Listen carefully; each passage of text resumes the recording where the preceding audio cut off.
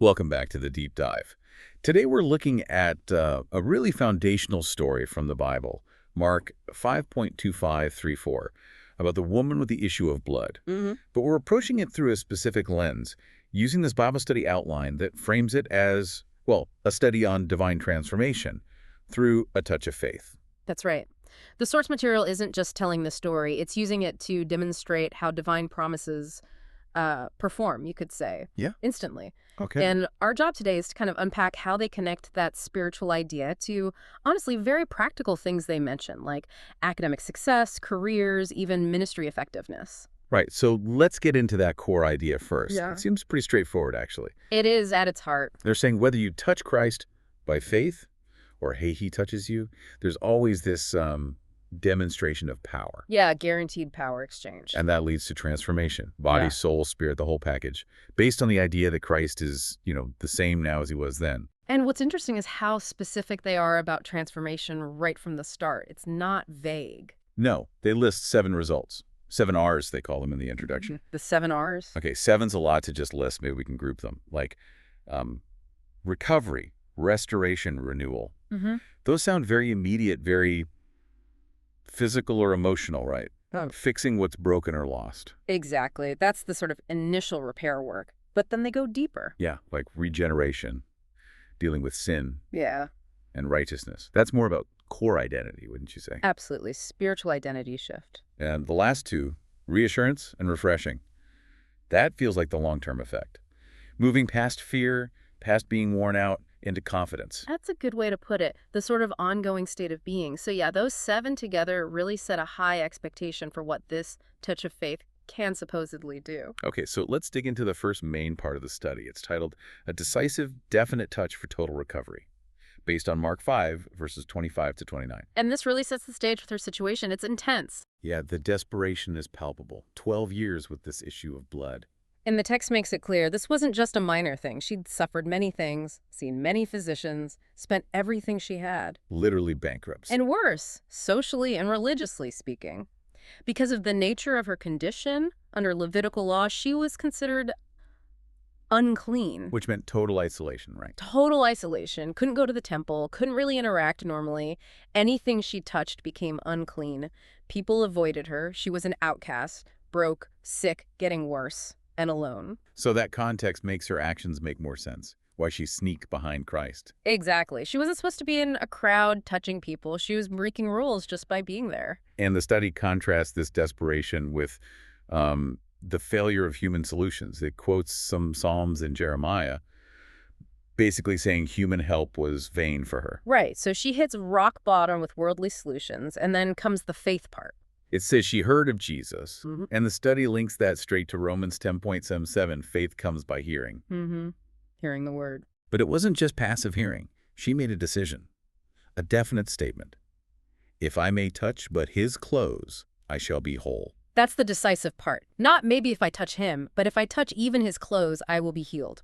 It's a declaration of certainty. That shift from just suffering to taking a specific faith-filled action. Yeah. That feels like a key point for anyone listening, whatever challenge they're facing. Absolutely. Action based on belief. And the result. Yeah.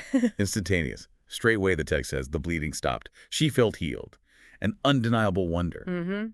And the study points out this wasn't a one-off. It references other places in the Gospels, Mark 3, Mark 6, Luke 6, where crowds were pressing in, and as many as touched him were made whole. So it's presented almost like a principle, a reliable outcome of touching by faith. Yes. And to drive that home, they use this list of 7 IO words to describe the miracle. Okay, let's see. Incomparable, irresistible, irreplaceable, indisputable, irreversible, incomprehensible, indispensable. Wow. It's quite a list. Maybe we focus on just a couple. Like, irreversible. Irreversible. That means permanent, right? The healing stuck it. Exactly. So if you apply that to the other transformations, the study talks about career success, overcoming something. The claim is it's not temporary. You don't slide back. That's powerful. A permanent fix, not just a patch.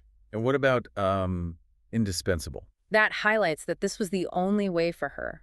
Human help failed. This divine touch was absolutely necessary. It wasn't just another option. It was the only one that worked, which really reinforces their core theme. Okay, so that covers her healing. But then the story takes a turn, doesn't it? It does, which leads to the second section. The discerned, disclosed touch by his truthful revelation, Mark 5, verses 30 to 33. Right, because she tries to slip away unnoticed after being healed. But Jesus immediately stops. He knows something happened. He felt, as the text says, virtue or power had gone out of him. And the disciples are just baffled. What do you mean, who touched me? Look at this crowd. Peter actually says that pretty much. Yeah, they're thinking physically, logically. But Jesus isn't. He's looking around, intentionally seeking out the person. And this is where the study shifts to talk about, well, his omniscience, his divine knowledge. The argument is he knew instantly because he's God. He knows everything, not just what happened, but who did it, why they did it, their whole history, their thoughts, their fears. Total transparency. Exactly. And the study really expands on this. It says nothing can be kept hidden. It lists things like anxieties, cares, thoughts, problems, but also hidden actions, attitudes, even atrocities and abominations. Wow, that's quite a scope. It is. It goes on to list unconfessed sins, unrighteous secrets, unclean habits, unlawful relationships. The list is very comprehensive. It covers internal states and external actions. So think about the woman again. She desperately wanted to hide her condition and what she'd just done, yet she's immediately singled out. Right. And the study's implication seems to be, well, if you know that everything is seen, the good, the bad, the hidden struggles, the secret compromises maybe in your career or studies, then living with that awareness should actually lead to a life that's, quote, free, full, and powerful because you stop hiding. That's interesting. So transparency becomes freeing, not condemning. That seems to be the idea. They state, if one's confession matches his revelation, deliverance will come. The moment the woman came forward, trembling, and told the whole truth. She received peace. Not just healing, but peace. Exactly. The hiding was adding another layer of burden. Confession lifted it. And they back this up with scripture too, right? About everything being exposed. Yeah, Hebrews 4, all things are naked and opened unto the eyes of him with whom we have to do. And Psalm 139, the darkness hideth not from thee. The message is clear. You can't hide, so embrace the transparency. It's the path to real transformation. Which brings us nicely to the third and final section. The desirable divine touch for a transforming renewal. This focuses on the end of the story, verse 34. This is where Jesus speaks directly to her after she confesses everything. He says, daughter, thy faith hath made thee whole. Go in peace. So the study emphasizes her faith was the key, but also connects it back to her action, doesn't it? Absolutely. Her transformation was complete because she didn't just believe intellectually. She acted on that belief. She pushed through the crowd. She reached out. She didn't just hear about Jesus. She engaged. Right. And the study uses James chapter 2 here. Faith without works is dead. It argues the word preached, or the belief held, has to be mixed with faith in the hearer, as Hebrews 4 says. Her faith was active and visible.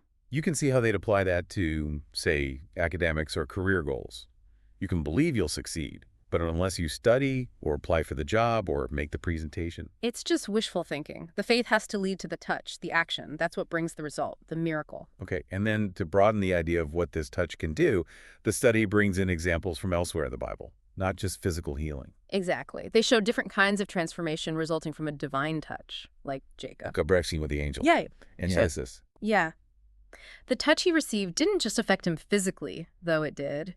It fundamentally changed his relationship with his estranged brother Esau. It brought reconciliation. That's a relational transformation. Okay, that's different. What else? Elijah. After his big victory on Mount Carmel, he was completely burnt out, depressed, wanted to die. Under the juniper tree.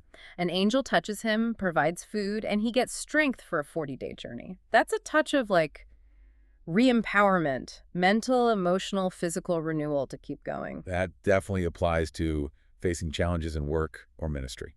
And Daniel. Daniel received touches from angels, or Gabriel, that gave him strength when he was weak, understanding of visions, and crucially, conquered his fear. So insight, courage, strength, that's revitalization. Precisely. And then there's the story of Christ touching the bier, the coffin of the widow of Nain's son. And the young man sat up.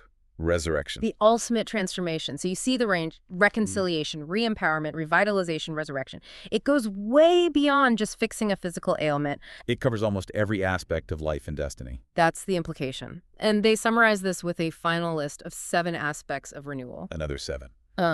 Okay, let's see if we can grasp the flow. It starts with recreation, like the woman's physical healing. And reconciliation, like Jacob, re-empowerment, like Elijah, refining, like Isaiah maybe, though they didn't detail that one earlier. Revitalization, like Daniel. Okay. Resurrection, like the widow's son. And the last one, Reproduction. reproduction. How does that fit? Well, the idea seems to be that the transformation you receive isn't just for you. It empowers you to be fruitful, to have an impact, to reproduce those results or that character in others. Ah, okay. So like the minister becoming a role model or the successful person mentoring others, your transformation leads to more transformation. Exactly. It completes this cycle. It's the outward-facing result of the inward change. Got it. So as we wrap up this deep dive, the main takeaway seems to circle back to that initial quote they highlighted. Whether we touch him or he touches us, there is always a demonstration of his power. Supernatural things do happen when we touch him by faith. That's the core assertion. And connecting it back to the study's stated purpose, helping young people succeed, helping ministers be effective. Yeah. They're basically saying this story isn't just ancient history, it's a practical blueprint, the kind of decisive faith the woman showed, leading to irreversible change. They're arguing that same principle applies to achieving success today in very tangible areas. That's the connection they're making. That active, risk-taking faith, combined with the awareness of divine knowledge or transparency we talked about, that's the pathway to the promised transformation, whether spiritual or apparently practical. So it links faith, action, and awareness directly to lasting results, which leaves us, and you, the listener, with a pretty challenging thought, I think. If this decisive, definite touch worked for her after 12 years of utter failure, what area in your life right now, maybe a project, a relationship, a personal goal, an ethical choice, requires you to stop just hoping or waiting and actually initiate that kind of definite, purposeful, faith-filled action today?